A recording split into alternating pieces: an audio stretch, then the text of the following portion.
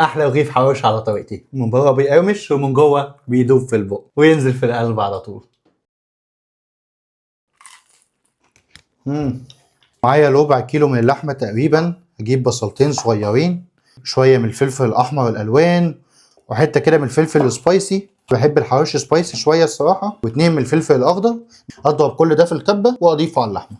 كميه الخضار اللي انا حطيتها احط قدها تقريبا لحمه مفرومه الدهن فيها عالي. ابدا اخلط كويس كده. التوابل معايا عباره عن نص معلقه صغيره من الملح، وقدها من الفلفل الاسود، بصل باودر، بابريكا مدخنه، معلقه كويسه كده من السبع بهارات. بعد كده اميكس كل ده مع بعض. اللحمه امتزجت كده بالخضار كويس. انا مخلي الخضار نص ضربه كده عشان بحب احس بيه جوه اللحمه. نستخدم عيش بلدي، ده احلى حاجه للحواوشي. اجيب السكينه وافتح العيش بالشكل ده كده. اجيب اللحمه وافردها جوه رغيف العيش بالتساوي.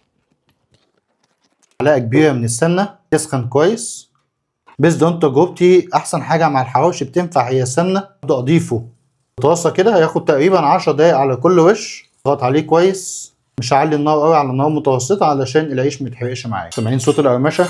نبص جوه هنلاقي اللحمه خلاص استوت. وكده بعد ما قعد بالظبط تلت ساعه على النار، شكل الحواوشي خطير. ابدا ارصه كده، وبكده عملنا احلى حواوشي في البيت.